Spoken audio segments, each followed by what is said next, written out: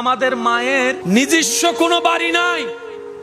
কতক্ষণ বাবার বাড়ি, কতক্ষণ শ্বশুর বাড়ি, কতক্ষণ ছেলের বাড়ি, কতক্ষণ বিয়ের বাড়ি, কতক্ষণ ভাইয়ের বাড়ি, কতক্ষণ নানার বাড়ি, নিজের কোনো বাড়ি নাই।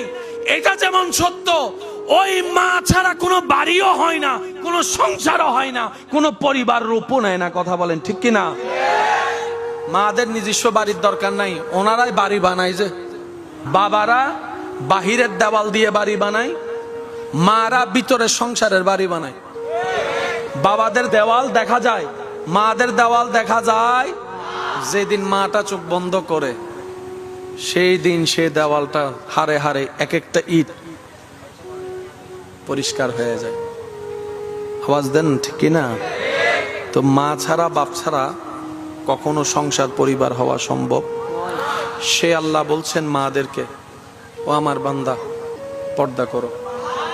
আপনি পৃথিবীতে সবকিছু পেয়েছেন, কিন্তু আপনার রবকে পান নাই, রব আপনার উপর খুশি নাই। তাহলে কি পেয়েছেন? পৃথিবীর সবকিছু আপনি হারিয়েছেন, সবাই আপনার দুশমন, কিন্তু আপনার রব বলছে তুমি আমার বন্ধু। তাহলে আপনি হারালেন কি? কিছুই হারান নাই, বরং কল্পনার চাইতে আপনি বেশি পেয়েছেন।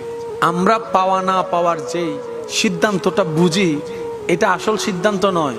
পাওয়া তো সেটাই, রবকে পাওয়া, রবের রহমত পাওয়া, রবের দয়া পাওয়া, রবের করুণা পাওয়া, রবের পক্ষ থেকে উপহার পাওয়াই হচ্ছে সবচাইতে বড় পাওয়া। বলেন না সুবহান। ওই শরীয়তের কাছে এটাই। শরীয়ত আপনাকে বলবে রুকুতে গেলে এতবার পড়ো, সিজদা এভাবে দাও, সেহরিটা এভাবে করিও, ইফতারটা এভাবে করিও। যদি তোমার খিদা লাগে রমজান মাসে, এটা এভাবে এভাবে করো, ওভাবে ওভাবে করো। এই পুরা পদ্ধতির নামেই হচ্ছে শরীয়ত। কিন্তু আমাদের লাভ, আমাদের লাভ আচ্ছা, আমাদের ঘরের মা বোন যারা আছে ওনাদের জন্য পর্দা করার বিধান কার? একটু জোরে বলি। আচ্ছা, আল্লাহ যেহেতু বিধান দিয়েছেন পর্দা করার, তাহলে বুঝে শুনেই তো দিয়েছেন।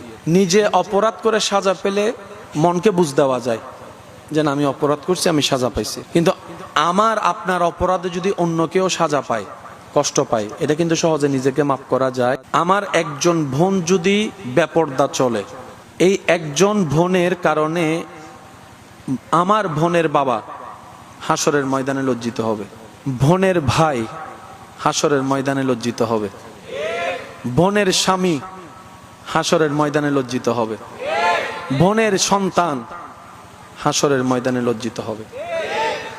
একজনের